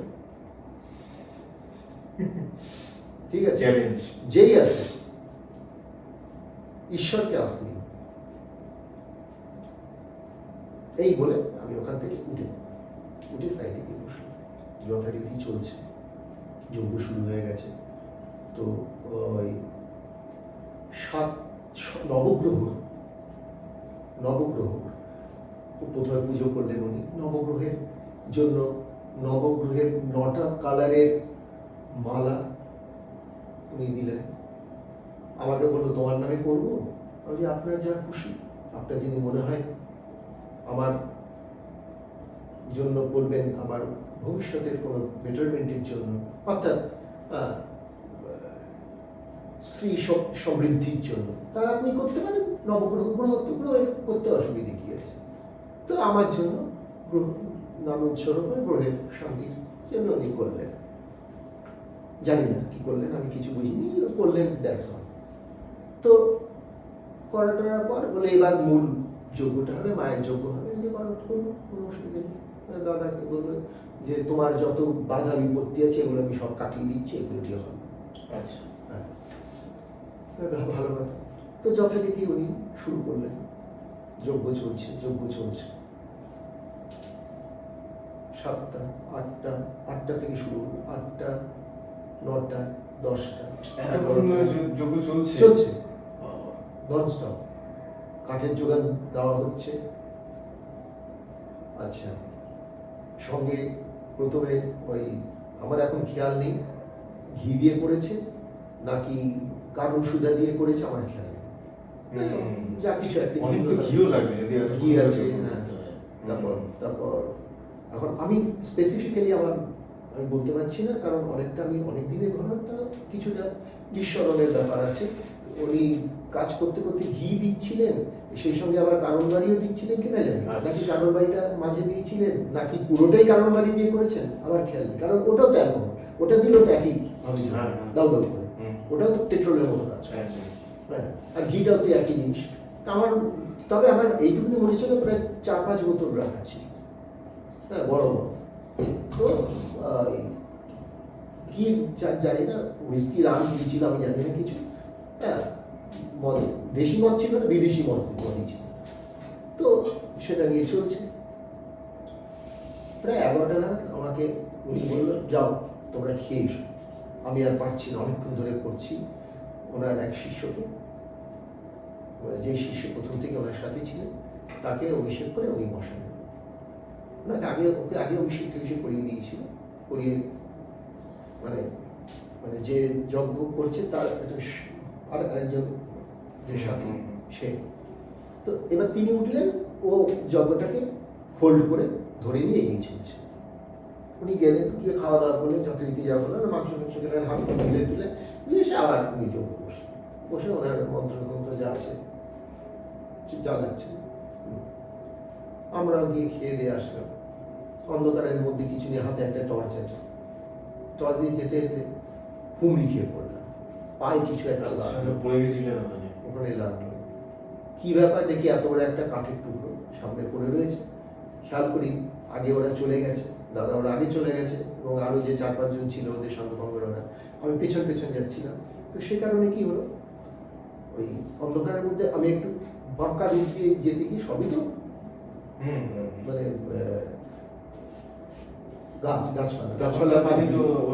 গাছপালার পাশ দিয়ে ঘুরে যেতে হচ্ছে। তো ধূপ করে পড়লাম, পরে আবার উঠলাম, তেমন কিছু লাগেনি, কারণ বালি মাটি, তো সব বালি মাটি ছিল। তো আমি খুব ভয় পেয়ে গেছি, ঘুরে বাবা কি এরকম কিছু ব্যাপারটা তেমন না, আমি কিন্তু ভয় পাই। আচ্ছা, অন্ধকারে ভয় পাই ভয় পান না? না, আমি ভয় পাই না। আচ্ছা আচ্ছা। আমি উঠলাম, হাতে টর্চটা ছিল, ঠিক আছে, টর্চটা হাতেই ধরা ছিল। তারপর কি হলো, দেখি একটা কাঠের গুঁড়ি পড়ে গেছে, ঠিক আছে, আরেকটু দিকে টর্চ মারলাম, দেখি একটা কুকুর শুয়ে আছে। সে নিশ্চিতে ঘুমোচ্ছে। এই সিচুয়েশনে পড়লে কিন্তু নার্ভাস হয়ে যায়। কারণ আমার সাথে যারা ছিল তারা প্রায় অনেকটা দূরে গিয়ে ওই গেটটা খুলে বেরিয়ে গেছে, আর আমি গেটটা অনেকটা দূরে আছি। আচ্ছা, ডান দিকে যারা তান্ত্রিকদের আখড়া ছিল, ওদের আখড়া নিভে গেছে, ওরা কেউ নেই, ঠিক আছে, টোটাল জনগণ শূন্যই কথা ছিল। যাই খেয়ে দিয়ে আসলাম, তখন বাজে 1টা, না 11টা, খেয়ে দিয়ে আসলাম 12টা নাগাদ একটা লাশ ঢুকলো। তো প্রথম অথবা দ্বিতীয় যে কোনো একটার মধ্যে ওটাকে পোড়ানো হলো, পুড়িয়ে টুড়িয়ে ওরা আবার জল ঠল দিয়ে ওরা আচ্ছা চলে গেল। এবার তাহলে কারা রয়েছি, বাজে তখন 2টো, কারা রয়েছি আমার বছর, আমি ওনার যজ্ঞ চালিয়ে যাচ্ছে, অন্ধকার পরিবেশ চতুর্দিকে, গা ছমছম একটা ভাব চতুর্দিকে, ঝিঝি পোকা যে ডেকে চলেছে, বেশ অন্ধকার নিচে, খালি আমাদের দাও দাও করে চিতার উপর আগুনগুলো জ্বলছে, কারণ চিতাটাই ওইটা হচ্ছে হোমকুণ্ড হিসেবে প্রস্তুত করা হয়েছে, ওইখানে সবকিছু করা হচ্ছে। আর ডান দিকে 2টো চিতা পুরো নিগুন, কারণ ওখানে কেউ আসেনি সেদিন, আর বিকেল থেকে আর কাউকে দেখায়নি অদ্ভুতভাবে। আচ্ছা, বিকেল থেকে কোনো আসেনি। ওই আমরা যখন খেয়ে দিয়ে আসলাম, 11টা খেতে গেছি, খেয়ে দিয়েছি, তারপরে একটা লাশ ঢুকেছে, প্রথম অথবা দ্বিতীয় আমার খেয়াল নেই, যে কোনো একটা চিন্তাতে ওদের ওই লাশটাকে পোড়ানো হয়েছে। ওই তারপর 2টো আরেকটা 2টো পর ওরা সব বেরিয়ে গেছে, 1 ঘন্টা লাগে। হ্যাঁ, এখন সেটা আমার হয়তো খেয়াল নেই, 12টা থেকে শুরু হয়েছে কি 1টা থেকে, যাই হোক ওই সময় আমরা খেয়ে দিয়ে এসি, তারপরে কিছুক্ষণ পরে এসি, আমি দেখেছি 2টো বাজে কেউ নেই। যাই হোক, আমার এখন আর তার মধ্যে তো একটু ছুটছাট মশা কামড় আছে, তো বেশ ভালোই লাগছে। রাত্রি 2টো বাজে, আমরা যজ্ঞ চলছে। উনি বললো দেখ এবার কিন্তু প্রায় শেষ হয়ে এসছে, আমরা 3টের সময় পূর্ণাহুতি। ভালো কথা, 3টের সময় দেবেন পূর্ণাহুতি। 3টে বাজে, উনি বললো না আরেকটু এগোতে হবে। কেন? বলে অনেক কিছু কাটটাট রয়ে গেছে। 3:30, আরো 1/2 ঘন্টা লাগবে, পুরো জ্বলছে তো, এই আগুনের মধ্যে এভাবে দেওয়া যাবে না। হ্যাঁ, আরেকটু জল নিয়ে আসুন, জল টল নিয়ে নদীর জল এনেছে, আবার ডাবটা কি এনেছিল, ওগুলো সব মেশানো, মিশিয়ে জল কমপ্লিট করে তখন 3টে, আমি যতদূর মনে হয় 3:30 বাজে, 3টে ক্রস করে গেছে, 3:30 বাজে যথারীতি উনি দাঁড়িয়ে পুরো জল টল দিয়ে পুরো পূর্ণাহুতি দিলেন। পূর্ণাহুতি দিয়ে তখনও জল দেওয়া হয়নি আর কি, শান্তি পরে হবে, পূর্ণাহুতি আগে হবে। পূর্ণাহুতি দিলেন 3:30 বাজে। ইন দ্য মিন টাইম হঠাৎ দেখি, আমরা ওখানেই দাঁড়িয়ে আছি, ঠিক নদীর সাইড থেকে অন্ধকার চিরে একটি ছোট্ট বাচ্চা মেয়ে, আচ্ছা, বাচ্চা মেয়ে বলতে কি কিশোর, ঠিক আছে, মানে উইদিন 19, টিনেজার। আমার এখনো মনে আছে, একটা ফ্রক পরেছিল, আর উপরে একটা টপের মতো ছিল, পুরনো, ঠিক দেখে মনে হচ্ছে কোনো গ্রামের, যেমন গ্রামের টিনেজাররা থাকে না, সেরকম একটু ময়লা কাপড় চাপড় জামা, হ্যাঁ, দেখ ভিখারি নয় কিন্তু, ময়লা কাপড় জামা আচ্ছা। গায়ে দেওয়া কোনো একটি মেয়ে, টিনেজার, সেই মেয়েটি এসে এই তোমরা কি করছো গো? বলে, এই তো যজ্ঞ হচ্ছে। তাদের ফল টল কিছু নেই। তাহলে কি করবে, তুই খাবি? বলে, হ্যাঁ আমি তাহলে খেতাম। খিদেও পেয়েছে। বলে, আগে আসিস নি, একটু আগে 3:30 এখন এসে তো আমরা পূর্ণাহুতি দিয়ে দিয়েছি। পূর্ণাহুতি হয়ে গেছে? বলে, হ্যাঁ এই দেখ আগুনের ভিতর সব ফল টল দিয়ে দিয়েছি। আমাদের অনেকটা ফল ছিল, আপেল টাপেল অনেক কিছু ছিল। আর পুরো রাত ভোর যজ্ঞটা হয়েছে। ভোর যজ্ঞটা হয়েছে, অনেক ফল ছিল, সেই সব কটা ফল হতে দিয়েছি। ঠিক আছে, তো আগুন দাও দাও করে চলছে না, শেষ তার মধ্যে ফলটা দেওয়া হয়েছে। তো বললো, কি সবই তো দিয়ে দিলি, তাহলে আমি নেব? তুই করে কথা বলছে। হ্যাঁ, সবই তো তারা দিয়ে দিলে, তাহলে আমি নেব কি? আমি অতটা মানে গা করি, হতে পারে আশেপাশে কোনো কত মেয়েরা আসি ঘুরে বেড়াচ্ছে, হ্যাঁ, বা কেউ এই রাত্রিবেলা অনেক সময় ভেবেছি কোনো, আমি কষ্ট পেয়েছি কোনো ভিখারি হবে, ঠিক আছে, স্বাভাবিক। কোনো ভিখারি হবে, আছে না? বাচ্চা ভিখারি হবে আশেপাশে, কারণ এটা গ্রাম জাতীয়, ওইখানে মায়ের ওখানে অনেকেই থাকে, রাতে শুয়ে থাকে, কুটকুটে উঠে উঠে চলে আসে। কিন্তু অদ্ভুত ব্যাপার, যেখান থেকে ও এসেছে, এন্টারটা করেছে, ও করেছে নদীর সাইড থেকে। এই তো টিলার একদিকে হচ্ছে তোমার শ্মশানের গেট, ওখান থেকে আমরা ঢুকলাম, টিলার উপর উঠলাম, চিতার উপর, পেছনে ঝোপ একদম কাটা ঝোপ। আচ্ছা, কাটা ঝোপ, মানে ওখান দিয়ে তোমার গেলে পায়ে কাটা দিয়ে দিলে, গ্রামগঞ্জ ছিল না, তারপরেই তো নদী। আচ্ছা, এ পাশে নদী পুরো আটকানো, মানে কাউকে দেওয়াল যদি দেওয়া। আসতে হয় তাহলে নদী পার করে আসতে হবে। না, কাউকে যদি আসতে হয়, তোমাকেও যদি আসতে হয়, তোমাকে গেট দিয়ে আসতে হবে, মেইন এন্ট্রান্স। ওকে, তুমি নদী পেরিয়ে ওদিক দিয়ে যদি তোমাকে উঠতে হয়, তোমার হাত পা 100% ছিঁড়ে যাবে বা আহত হবে, কারণ ওদিকে অনেক নোংরা ময়লা, বা বলা চলে নোংরা ময়লা থেকে তো থাকতেই পারে, নদীর অনেক সময় আবর্জনা থাকে। সব থেকে বড় ব্যাপার হচ্ছে প্রচুর করে ইট পাটকেল রাখা, ওই জায়গাটা একদম স্লোপ হয়ে গেছে, ঠিক আছে, ওইখান থেকে সাধারণত একটু জল ডিঙিয়ে ওইভাবে কেউ আসবে না, কোনো মানুষ মানে আসবে না, ওইভাবে আসা সম্ভব না, বা আসলেও তাকে রীতিমতো পায়ে বুট জুতো পরে একটু ইকুইপড হয়ে তাকে আসতে হবে ওদিক পেরিয়ে। বা কেউ যদি সাহস করে ওদিক দিয়ে আসে, তাহলে হাত পা ছিঁড়বে, এটা গ্যারান্টি। তো কারণ আমি তার আগের দিনই গিয়ে দেখে এসেছিলাম, ভালো মতো চতুর্দিক পর্যবেক্ষণ করেছিলাম, ওদিক দিয়ে কোন দিক দিয়ে আসলো। অথচ দেখো, একবারও আমার মনে হচ্ছে না, আমার অনুসন্ধানী মন একবারও ভাবলো না যে ওদিক দিয়ে তো পুরো ওরকম মানে জংলা ঝোপ কাটা ভর্তি, ওদিক দিয়ে একটা মানুষ কিভাবে উঠে আসতে পারে। আমার মন বলছে হতে পারে ও সাইডে কোথাও এই পাশে বসেছিল। পুরো ঘটনাটা আমি বলছি, কিন্তু ঘটনা হয়ে যাওয়ার পর সকালের দিকে আমি আরেকবার গেছিলাম, তখন ভালো করে নিরীক্ষণ করে দেখলাম ওদিক দিয়ে ওঠার কোনো জায়গা নেই,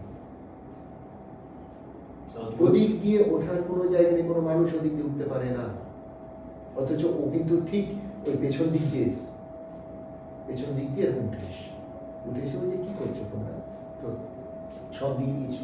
এবার আমরা ওকে জিজ্ঞেস করছি, আচমকা সেই সময় ব্যাপার হয়েছে কি, বেশ কিছুটা মেঘ উপর থেকে উড়ে যাচ্ছিল, বৃষ্টি শুরু করে দিয়েছে, পুষ্প বৃষ্টির মতো, 0.2 mm বৃষ্টি পড়ছে, হালকা হালকা, যেটাকে তোমার ড্রিজলিং বলে,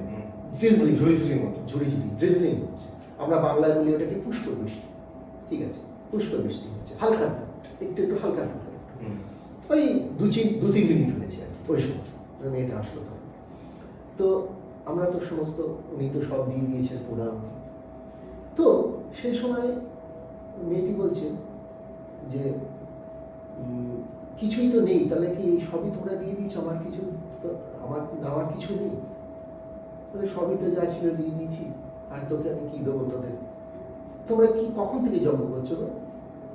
আমরা তো সেই সন্ধ্যে সূর্য অস্ত যাওয়ার পর থেকে শুরু করেছি। হ্যাঁ, তো তুই কোথায় থাকিস মা, তুই যে এত রাত্রে এলি? আমাদের কিন্তু পুরো ব্রেন চোখড, আমরা কিন্তু ওকে দেখছি, কথা বলছি, সামান্যভাবে ভাবছি, কোনো ডিপ ভাবনা আমাদের মাথার ভিতরে খেলছে না। কোথা থেকে?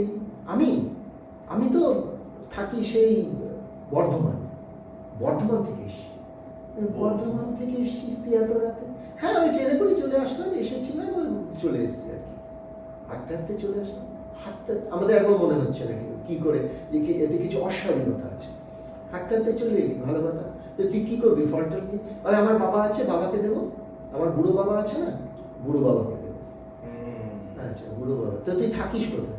কেন? ওই যে তোমার বর্ধমান, সেই বর্ধমানে যে জমিদার বাড়ি, সেই বর্ধমান জমিদার বাড়িতে যে ঠাকুর বাড়িটা আছে, হ্যাঁ, ঠাকুরের যে মন্দিরটা আছে, ওই মন্দিরে আমি ওখানেই থাকি।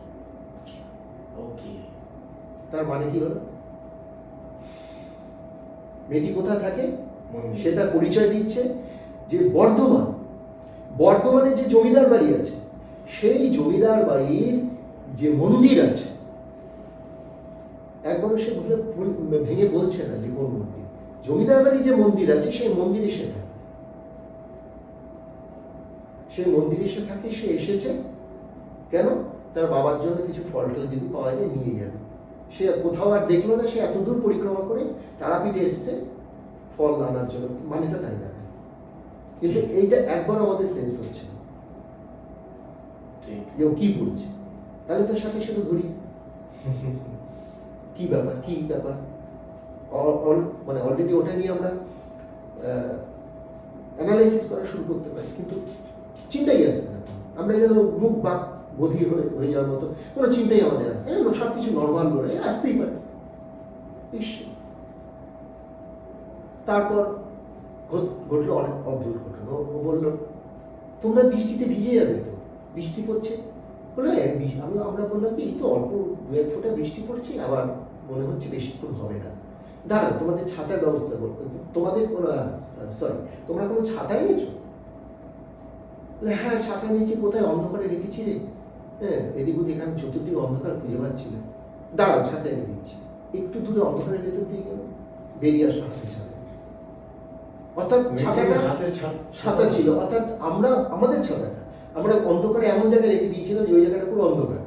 আমরা সকাল ছাড়া ছাতাটা খুঁজে বার করতে পারতাম না। আমরা যেখানে জন্ম করছি তার অনেকটা কিছুটা দূরে যেখানে ঢালু হয়ে নদীর দিকে মিশে যাচ্ছে, ওইখানে কোথাও একটা ছাতাটা আমরা রেখেছিলাম। মানে কেউ রেখে দিয়ে এসছে ওখানে ছাতাটা। ওখানে কেউ হয়তো গিয়ে বসেছিল, তখন একটু আলো ভালো ছিল, হালকা বিড়ি টিড়ি খেয়েছে, ওইখানে ছাতাটা রেখে চলে এসছে। তারপরে খেয়াল এখন অন্ধকারে একটা টর্চ নিয়ে আবার ওই জঙ্গলের মধ্যে গিয়ে যাবে। মেয়েটি গেল, মুহূর্তে ওই ছাতা নিয়ে চলে আসলো। এবং মজার ব্যাপারটা, ছাতাটা আমি নিলাম, আমি হাত বাড়িয়ে ছাতাটা নিলাম। মেয়েটি আমার দিকে তাকালো, বিশেষ কোনো কথা বলল না, নর্মালি কেয়ারিং করলো। হ্যাঁ, আমি একটু উৎসুক হলাম, কারণ তৎকালীন সময় দেখো সহজে অপকটের শিকার করতে, তখনও বিবাহ করিনি। হ্যাঁ, কোনো মেয়ে যদি একটু আমার দিকে তাকায় তো একটু অস্বস্তি বোধ হবে। তো একটু অস্বস্তি বোধে আমি একটু দূরের তফাতে শুনে আমি ওকে নিয়ে কোনো কিছু ভাবছি। যথারীতি মেয়েটি বলল আমার দাদাকে, হ্যাঁ রে, আমার দাদাকে, তুই এত কাঁদছিস কেন? বলি, না কাঁদছি কোথায়, আমি প্রচুর আগুনের তাপে আমার ঘাম হচ্ছে, গরম তো। না ভাবিস না, সব ঠিক হয়ে যাবে বলে তার মুখটা নিজের হাত দিয়ে মুছে দিল। তো খুব ব্যথা, খুব কষ্ট, হ্যাঁ, ভাবিস না, সব ঠিক হয়ে যাবে বলে হ্যাঁ রে, তোরা তো সব দিয়ে দিলি,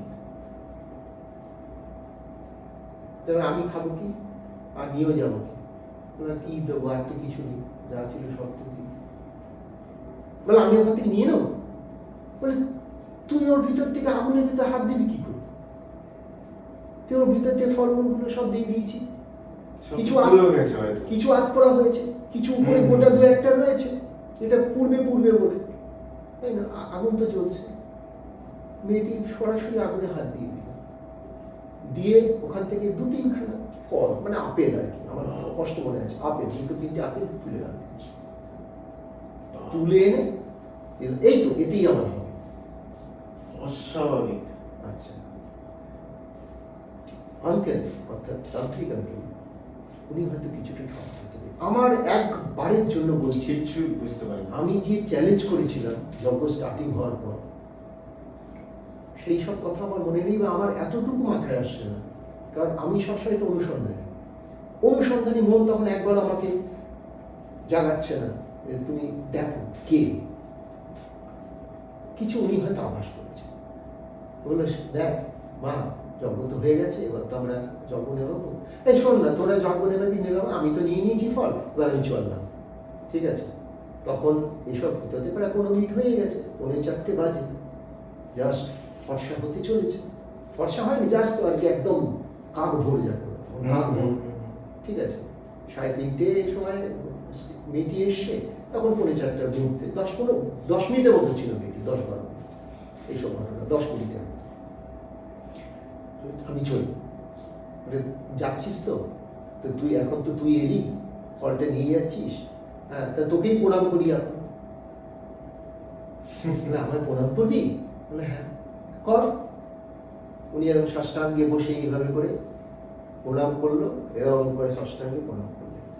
মেয়েটি স্মিত হাসি দিয়ে এইভাবে করে চোখগুলো বড় বড় করে, হ্যাঁ ঠিক মা কালীর মতো, গুজবাম্পস দিচ্ছে শুনে। মা কালীর মতো চোখগুলো বড় বড় বড় বড় করে স্মিত হেসে, এরকম করে হেসে উনি হাতটা ও তুলল এইভাবে, তোদের জয় হোক, একটাই কথা। এবার আমি আসি, ওই সময় সেকেন্ডের মধ্যে আমি যে ওই রূপটা ওনার দেখলাম, অদ্ভুত, আমি ভাবতে পারিনি, কিন্তু আমার ব্রেন একবারও স্ট্রাইক করছে। ওই এনার্জিটা আমি আপনার এখন অর্ডার মধ্যে পাচ্ছি। আমার ব্রেন একবারও স্ট্রাইক করছে না। মা এসছে, ধর, এই চলে গেলে কিন্তু আর পাবি না। মা এসছে, ধর, এই হচ্ছে সুযোগ, এই সুযোগ। আমি পারলাম না, আমার ব্রেন একেবারে স্ট্রাইক করলাম, তখন নর্মাল। ওইটা না অ্যাকচুয়ালি আমার যতটা মনে হচ্ছে আপনার কথা শুনে, ওটা উনি কিছু করে দিয়েছিল যাতে আপনার উনি না চাইলে তোমার আমাদের কার ক্ষমতা আছে যে ওনাকে ধরবে? এটাই মনে হচ্ছিল আমার। আমি তখন অবধি মনে হয়নি, কিন্তু যখন আমি দেখলাম যে এরকম চোখ বড় বড় করে স্মিত হাসি দিয়ে হাতটা তুলে অভয় বরদান এইরকম দিলেন, আমি অনেকটা দূরে, ওনার সামনে, ভদ্রলোক সামনে, দাদাটি সামনে, ওনার চালা 2-3টি তারাও সামনে, আমরা কম লোক নই, 5-6 জন। মেয়েটি একা অন্ধকারের ভিতর দিয়ে আসলো, এসে ওগুলো আগুনের ভিতর থেকে হাত ঢুকিয়ে ফলগুলো নিলে তার পরিচয় দিলেন তিনি কোথা থেকে এসেছেন। এক ফোঁটা আমাদের মনে একবারের জন্য সন্দেহ জাগেনি। উনি এরকম হাত দিলেন, চোখ বড় বড় করলেন, স্মিত হাসলেন, ঠিক মা কালী যেরকম অভয় বর দেন, যেটা আমরা বাড়ির যেমন কালী মন্দিরে যেমন আমরা দেখি, ঠিক আছে, সেই রকম একটা ওরকম মূর্তি, শুধু জিভটা বের করেন, বাকি চোখ বড় বড় করে স্মিত হেসে এইরকম করে একদম সোজা দাঁড়িয়ে এরকম করে, আর উনি এরকম করে প্রণাম করছে। ওই দৃশ্য আমি আজ অব্দি ভুলতে পারবো। ঠিক আছে, উনি চলে গেল, উনি প্রণাম করা হয়ে গেল, মেয়েটি এই চলিবে বলে পুরো তো নেবে না। আমার কি স্ট্রাইক হলো, কয়েক হাত এগিয়েছে মাত্র, 3-4 হাত, জাস্ট অন্ধকারে উনি ঢুকছে, মেয়েটি অন্ধকারে ঢুকছে, আমি সাথে সাথে পিছু নিলাম। আচ্ছা, আপনি পিছন? আমি সাথে সাথে পিছু নিলাম। আমার তখন ভয় ডর নেই, যেহেতু অন্ধকারের মধ্যে দিয়ে আমি যাচ্ছি। জাস্ট মেয়েটা অন্ধকারে জাস্ট ঢুকলো, উইদিন সেকেন্ড আমি পেছনে দৌড়লাম। আমার টিলা থেকে দৌড়ে নামতে কতক্ষণ লাগবে? ম্যাক্সিমাম 10 থেকে 12 সেকেন্ড, 10 থেকে 12 সেকেন্ড, এর বেশি না। ঠিক আছে, নেবে আমি গেলাম, কাউকে দেখছি না, নেই। দৌড়ে গেলাম আমি সোজা গেটের কাছে, আমি হাত দিয়ে বেড়া গেটটাকে টেনে তুললাম, মেন গেট সামনের দিকে এগিয়ে গেলাম, নেই, কোথাও আশেপাশে নেই। এই মুহূর্তে কোথায় গেল, সাথে সাথে আমি ব্যাক করে এবার যাচ্ছি, গেটটাকে ক্রস করে সোজা একটা চলে গেছে, প্রশস্ত, ঢুকে গেলাম ভেতরে, লাইট নিয়ে সোজা আমি চলে যাচ্ছি, সার্চ করছি একেবারে শ্মশানের ভেতরে, আরো ভেতরে ইনটেক চলে যাচ্ছি, কারণ ওপাশে গেলেই মেন রাস্তাটা করেছে, শ্মশানটা এরকম করে হুম। এই পাশ দিয়ে একটা গেছে, এদিক দিয়ে গেছে, অনেকটা দূর বসেছে ওর ভিতর দিয়ে। আমি তাহলে এদিক দিয়ে না গেলে ওদিক দিয়ে যাবে সরে, ওদিকে কিছু করতে হবে। এবার গাটা ছমছম করতে শুরু করলো। বলছি না আর যাওয়ার, আর আমার পায়ে হচ্ছে না, সাহস হচ্ছে না যে আমি এগিয়ে যাই। টর্চের লাইট ফেলছি তো অনেক দূরে, কেউ করতে হবে। আমি ব্যাক করে গা ছমছম করলো বটে, কিন্তু আমি ভয় পাই। ঠিক আছে, ব্যাক করে আবার আসলাম, আবার রোডে গেলাম, রোডে গেলাম গিয়ে আমি মেন মানে যে মেন রোডটা ওখানে যেখানে মায়ের মন্দির রয়েছে ওই সব জায়গায় গেলাম। কুকুরগুলো আমাকে দিয়ে ঘেরে ঘুরে শুরু করলো, মানে যেহেতু কুকুরের কামড় খাবো। ওই যেখান থেকে আমরা খাওয়া দাওয়া করেছিলাম ওই দোকানটাকে ছাড়িয়ে এরকম সোজা। যারা তোমরা যদি গিয়ে থাকো বা যারা গেছে তাহলে আমি যা বলছি ঠিক বুঝতে পারো যে কোথা থেকে বলছি মেন রোডটা গিয়ে তারপরে মন্দিরের রোডটা। ঠিক আছে, বুঝতে পেরেছি। ওইখানে অব্দি গেছে, কুকুর ঘেউ ঘেউ করছে, আমি আমার ব্যাক করে চলে আসলাম। তো তাদের আমি কোথায় গেছিলে? বলছি ওনাকে ওই মেয়েটাকে আমি খুঁজতে গেছিলাম, ভাবলাম যে একটু এগিয়ে দিয়ে অন্ধকারে যাবে কি করে ফলটল নিয়ে। বলে ও কি আর পাবে, বেকার বেকার দৌড়েছে, ও আর তুমি পাবে না। এবার পূর্ণাহুতি দেওয়া হলো, তখন চারটে বাজতে 5 মিনিট বাকি বা 4টে বাজে। ওরা কাক ঘুরে গেল, ওরা ফুলবে করছে। আমরা ওখান থেকে সোজা ওই অবস্থায় সব ফেলে ঠেলে দেয়, এত দরকার নেই, ফেলে দিয়ে আমরা হোটেলে আসলাম। সারাদিন ধরে আমি দাঁতে হাত দিয়ে দাঁত কামড়াচ্ছি। তখন আপনার চেতনায় আসেনি? দাঁত দিয়ে হাত কামড়াচ্ছি না, হাত দিয়ে দাঁত কামড়াচ্ছি। আচ্ছা, ঠিক আছে, মানে ওই অবস্থা। মানে বুঝতে পেরেছি। বলতে হাত দিয়ে আমি নিজেই বুঝতে পারছি না আমি হাত দিয়ে দাঁত কামড়াচ্ছি না দাঁত দিয়ে দাঁত দিয়ে হাত কামড়াচ্ছি। মানে আমি তার মানেটা কি আমি বলতে চাইছি যে আমি মনে করলাম যে আমি একটা সুবর্ণ সুযোগ পাই। মাকে সত্যি। ঈশ্বরকে পাওয়া যায় না, সেখানে আমি যা সাক্ষাৎ করেছি। এবার প্রশ্ন, উনি যে ঈশ্বর ছিলেন সেটা কি করে, তার কতগুলো ক্যালকুলেটিভ লজিক রয়েছে। পরে দেখলাম, সকালে আবার গেলাম, গিয়ে ভালো করে দেখলাম, হ্যাঁ ঠিক তাই। পেছন দিকে পুরো কাটা ঝোপ ঠোপ এবড়ো খেবড়ো দিয়ে জলে নেমে, কেউ যদি জল থেকে উঠে আসে পুরো অন্তত হাঁটুর অব্দি বা তার উপর অব্দি ভেজা থাকে। আর জমিদার বাড়ি যেই মেয়েটা পরিষ্কার পরিচ্ছন্ন হুম ছিল, ঠিক আছে, জমি- তার কাপড়ে এতটুকু কাদা আঁচড় বা জল কিছু লেগেনি, তাহলে সে পিছন দিক থেকে ওঠেনি, ঠিক। জল পেরিয়ে। 1 নম্বর। 2 নম্বর, সে তার পরিচয় দিচ্ছে জমিদার বাড়ি। সেটাকে পরে আপনারা বর্ধমান জমিদার বাড়ি যে মন্দির সেখান থেকে এসছে, ওখানে একটাই মন্দির আছে, কালী মন্দির। আচ্ছা, আমি সেটাই জিজ্ঞেস করছি। বাবার মন্দির তাও বলেছে, আরেকবার। বলছে ওখানে আমার বাবা থাকে। বাবা থাকে। তো বাবা থাকে মানে কি, কালী মন্দিরের পাশেই তো, কালীর সাথেই তো শিবের, শিব থাকে। ঠিক আছে, আর বাবাকে দেবো, বুড়ো বাবার জন্য ও নিয়ে গেছে। আচ্ছা, বুড়ো বাবা। তাহলে তো শিব, সেটা মহাদেব। মহাদেব সবসময় তো আর মা কালী মহাদেবের ওয়াইফ হিসেবে প্রজেক্টেড না, আবার উনি স্বতন্ত্র হিসেবে প্রজেক্ট। একদম। মানে একদিকে যেমন জননী, আর একদিকে কন্যা বট, তিনি ভক্ত আবার। তিনি আবার ভক্ত বট। তো এইভাবে প্রজেক্টেড হয়েছে। তাহলে সেটা ও কিন্তু আশেপাশে বলতে পারে এই তো পাশ থেকে এসে, তার কিন্তু বলেনি, বলেছে বর্ধমান শুরু। অর্থাৎ সে কিন্তু প্রত্যেকটা কথা সত্য বলেছে, এতটুকু মিথ্যার বা আশ্রয় নেয়নি। যেটা আশ্রয় নিয়েছে সেটা হচ্ছে আমাদের পুরো ব্রেনটাকে হ্যাক করে দিয়ে ছলনার আশ্রয় নিয়েছে। বুঝতেই দেয়নি, আমাদের ব্রেনের চিন্তা শক্তিটাকে পুরোপুরি আটকে দিয়েছে ওইটুকু সময়ের জন্য, 10 মিনিটের জন্য। উনি হাতটাকে ঢুকিয়ে আগুনের, ওই জ্বলন্ত আগুনের ভেতর হাতটা ঢুকিয়ে অবলীলা ক্রমে বের করে আনলো 2-3খানা ফল। হাত এতটুকু জ্বললো না। তারপর তিনি ওইভাবে বড়া ভয়ে দিলেন, তাতে তার পুরো শরীর থেকে মনে হয় একটা অরা বেরোচ্ছিল, যাকে আমরা অরা বলি, যাকে আমরা জ্যোতি বলি। জ্যোতি তো লাইটের টর্চের ফোকাসের মতো বেরোয় না, একটা তেজ বেরোচ্ছে, এটা যে কেউ দেখলে স্টার্ট হয়ে। স্বাভাবিক। তো দর্শক বন্ধুরা, আশা করছি আপনারাও এনজয় করেছেন এই পুরো ঘটনাটা আমার সাথে। আর অবশ্যই কমেন্ট বক্সে জানাবেন আপনাদের কেমন লাগলো। আমরা আশা করছি আবার ওনার সাথে আরেকটা নতুন এপিসোড নিয়ে আসবো, অন্য একটা কোনো ঘটনা নিয়ে ওনার লাইফের।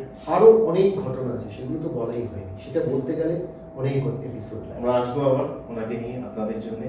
তো ভিডিওটিকে অবশ্যই শেয়ার করবেন এবং চ্যানেলটিকে সাবস্ক্রাইব করবেন। আরও এই ধরনের নতুন নতুন এপিসোড এবং নতুন নতুন এক্সপিরিয়েন্সেস নিয়ে আসবো আপনাদের জন্য। আপনাদের মধ্যে যাদের এই ধরনের কোনো অস্বাভাবিক এক্সপিরিয়েন্স রয়েছে, যারা শেয়ার করতে চান আমাদের সাথে আপনাদের এই ঘটনা, অবশ্যই যোগাযোগ করবেন। কন্ট্যাক্ট নাম্বার ডেসক্রিপশনে দেওয়া আছে। ধন্যবাদ। নমস্কার। নমস্কার। নমস্কার।